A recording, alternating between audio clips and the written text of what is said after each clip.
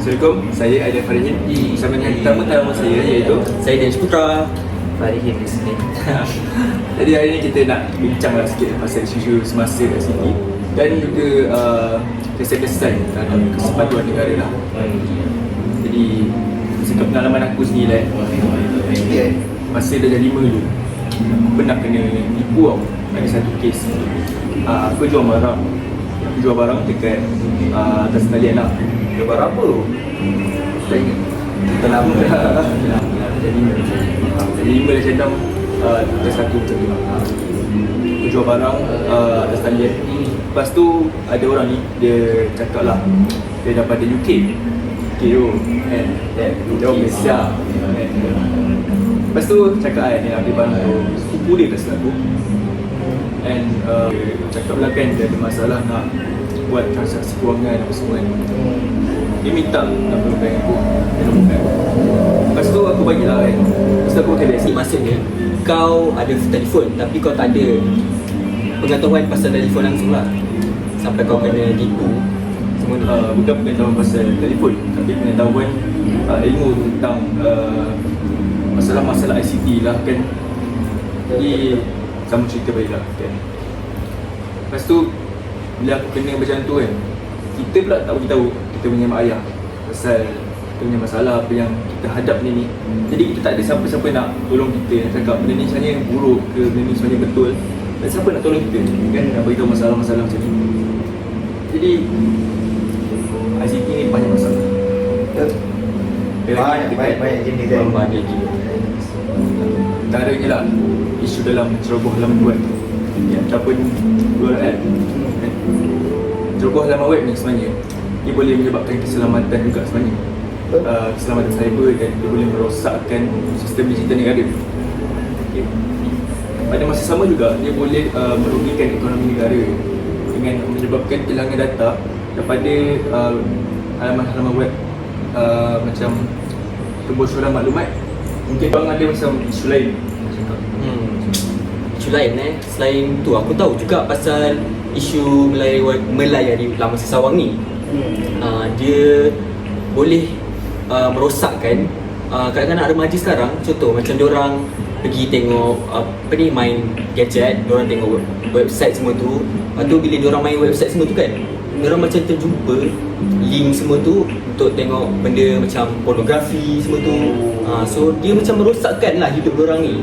Dalam masa sawak ni diorang sangat bahaya untuk orang-orang muda ni. Jadi bila jadi macam ni, budak-budak sekarang ni dia macam terdedah dengan benda-benda yang merosakkan minda diorang. So jadi Dia tu sebenarnya tak elok lah. dia tak elok lah untuk kita. Kita tengok benda tu dari usia yang muda. Jadi benda tu boleh meningkat kepada usia yang tua. Benda tu akan Dia akan menjadi ketagih lah. Sampai benda ni dia menyebabkan kes rogol, berzina, sampai meningkat daripada kita tengok benda tu kita rasa macam teringin. dia teringin nak buat sampai dia mengancam hidup orang lain. Contoh macam wanita dekat luar tu kan, contohnya macam Rosakkan dada orang. rosakkan dada orang, melakukan perbuatan yang tak bagus. So Rosakkan masa depan orang. kau pula ada ke isu-isu lain yang kau tahu selain benda-benda yang kita orang ni cakap ni? Bagi aku tak isu sangat. Tapi kalau nak ikutkan isu semasa sekarang kan, banyak penggodam internet maklumat, macam mencuri penggodam mencuri kau punya maklumat. Macam menceroboh lah kan? Dia lebih kurang macam menceroboh lah. menceroboh kita punya maklumat kan? Dia menggodam kita punya maklumat, dia mengancam maklumat kita untuk menyebarkan sampai kita punya diri ni rasa terancam lah kan? Dia benda penggodam ni dia tak kisah umur, tak kisahlah apa jenis aplikasi sekalipun, dia tak jadi sasaran pilihan lah. Dia terbuka kepada Dia masyarakat. terbuka kepada awal. Sebab apabila kita dalam halaman web ni, kita punya maklumat peribadi akan terdedah. Bukan terdedah, macam semua maklumat peribadi kita ada simpan dalam satu sistem lah kan. Tak kisah dalam Google ke apa kan, email kau ke, benda ni akan jadi mudah lah untuk jenayah cyber ni berlaku kan, sebab dia boleh ceroboh kita punya maklumat dan boleh salah guna. Betul tak? Ini juga sebenarnya bagi impact negatif juga sebenarnya kat kerajaan. Betul tak? Pada stabilitas negara, stabilitas masyarakat tu sendiri kan. Secara tu sendiri kan. Jenayah cyber ni pun melibatkan tentang transaksi kewangan juga sebenarnya. Betul kan? Penipuan atas talian, transaksi palsu dan teknologi. Polis cyber pun boleh. Okay. Macam-macam sekarang ni polis cyber dekat media sosial, TikTok, Facebook, WhatsApp, Instagram. Diorang polis cyber kadang-kadang ni bukan apa sangat pun, tapi benda tu kita boleh rosakkan pasal orang kan. Macam contohnya dia ini pasal fizikal orang kan?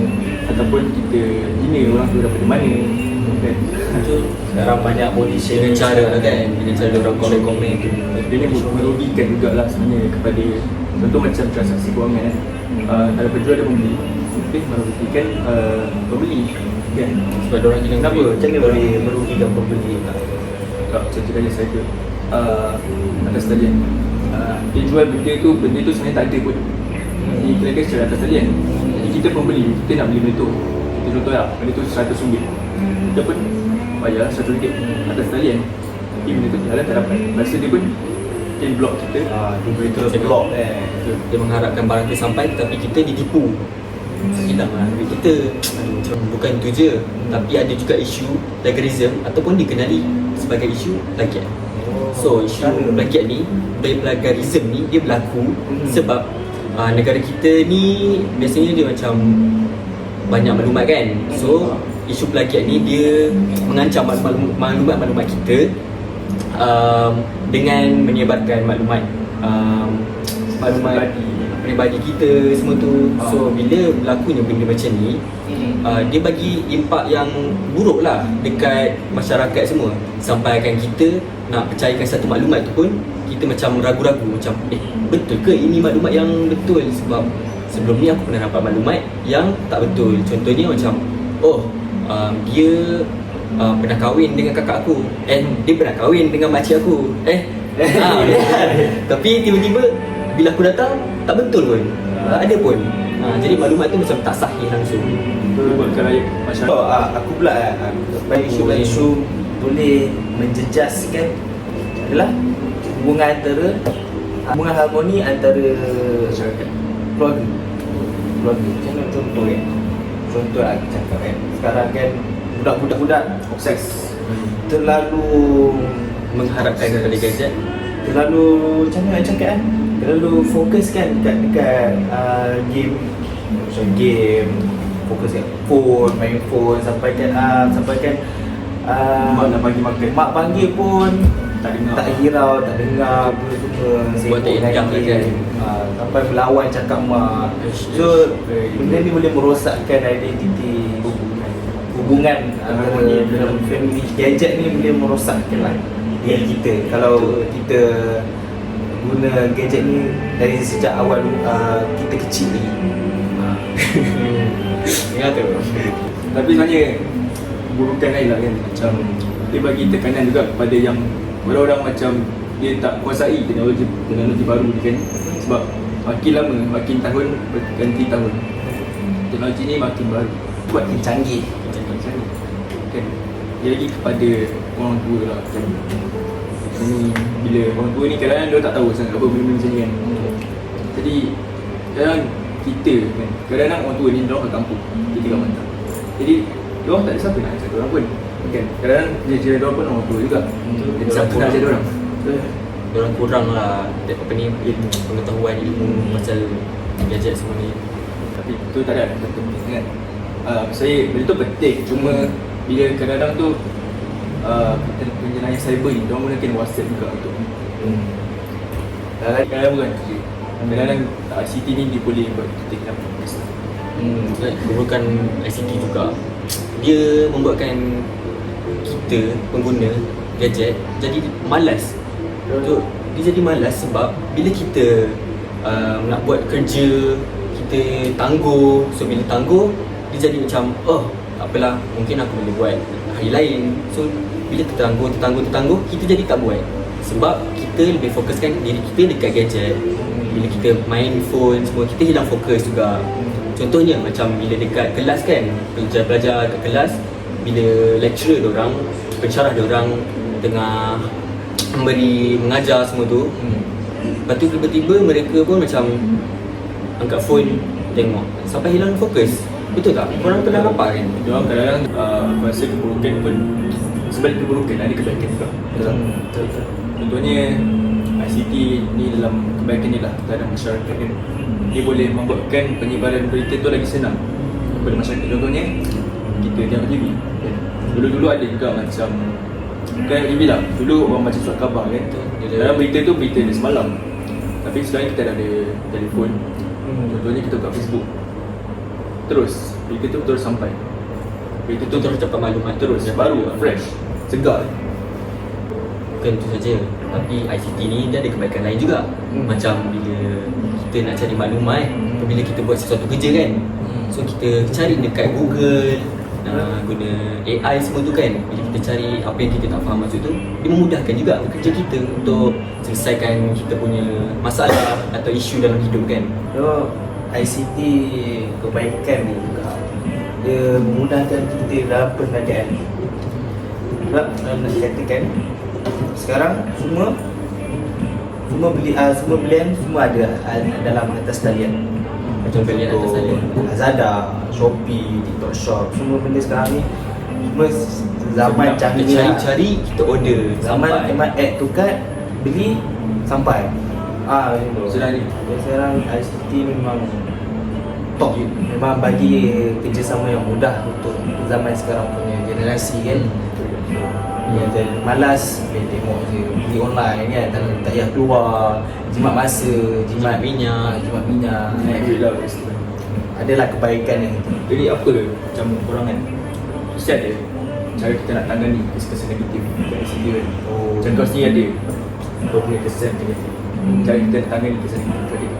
Kirakan yang kita boleh buat ialah kita boleh memperkenalkan pendidikan etika dalam penggunaan cyber ni dekat institusi sama macam sekolah ataupun college, universiti semua. So bila kita contohnya KPTM, Universiti Malaya, UiTM.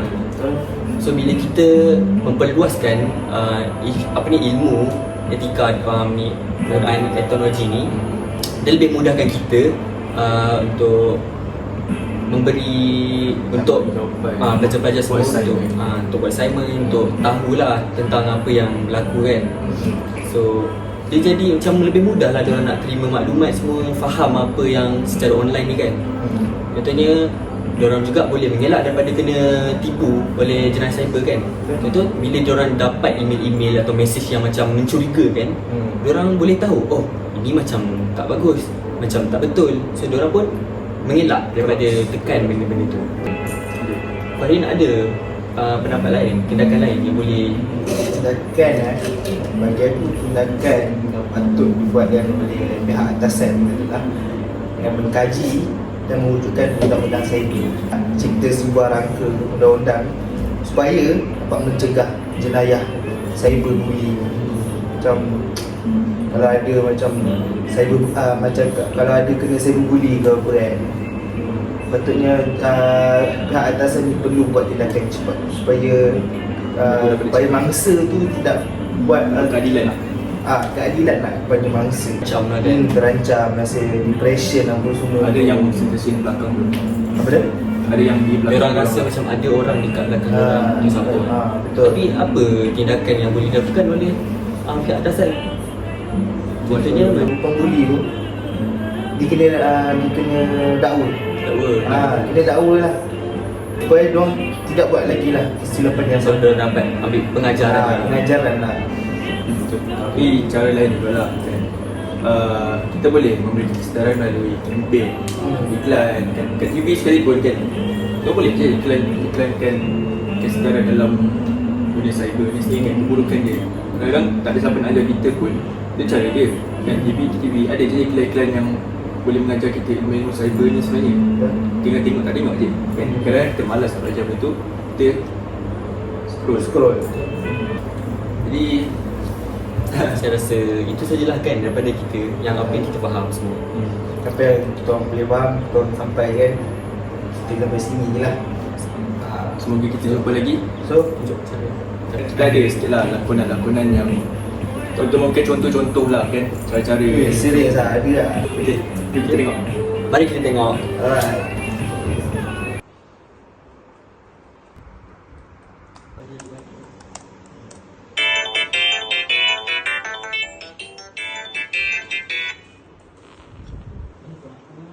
Hello?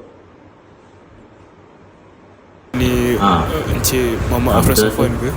Ya saya. Okay, saya dari syarikat Mangga Padi. Saya nak minta nombor IC.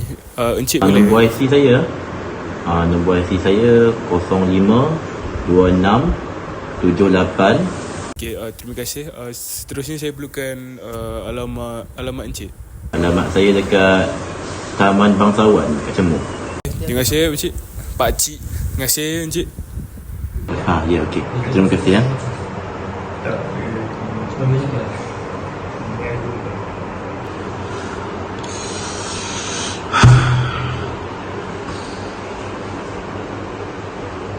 Fan, kau kenapa ni? Aku kena scam bro. Tadi ada syarikat ni call aku. Dia minta itu ini. Lepas tu tiba-tiba dia end call aku. Lepas tu beberapa jam aku check balik bank account aku, duit aku hilang lah. Tak boleh ni. Jom kita pergi tempat polis. Noun are a part of speech that comprise words name.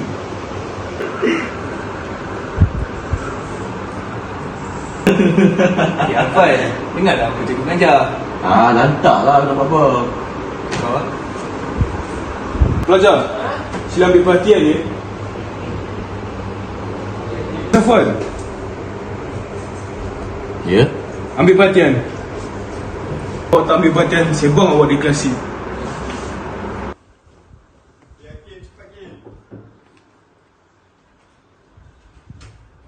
Antara perkara yang kita boleh lakukan untuk mengelak terjadinya kesan negatif ICT ialah memberi kesedaran kepada pengguna melalui kempen dan iklan. Seperti contohnya memperluaskan kempen melalui iklan, di media agar dapat mencapai seluruh ahli masyarakat, terutamanya yang kekurangan pengetahuan terhadap penggunaan teknologi kini. Seterusnya, memperkenalkan pendidikan etika dalam penggunaan cyber. Contohnya, institusi pendidikan seperti sekolah dan universiti perlu menjadi tempat permulaan kepada masyarakat yang berpengetahuan dan menjadi pengubah masyarakat. Sebagai contoh, pengetahuan tidak membuka email atau pautan yang meragukan, tidak sahih serta tidak tertipu dengan panggilan telefon yang menyuruh kita memindahkan wang tanpa hitam putih. Perlu diajar kepada kanak-kanak dan juga remaja. Sekali, mengkaji dan mewujudkan undang-undang cyber. Pihak kerajaan perlu mencipta sebuah rangka undang-undang agar dapat mencegah jenayah cyber. Bukan itu saja, masyarakat juga perlu melakukan laporan kepada pihak berkuasa sekiranya terlibat dengan jenayah cyber atau melihat sebarang kegiatan yang meragukan agar penjenayah dapat didakwa dan dikenakan tindakan yang tegas. Sekian, terima kasih. Tidak kepada kesan negatif ICT.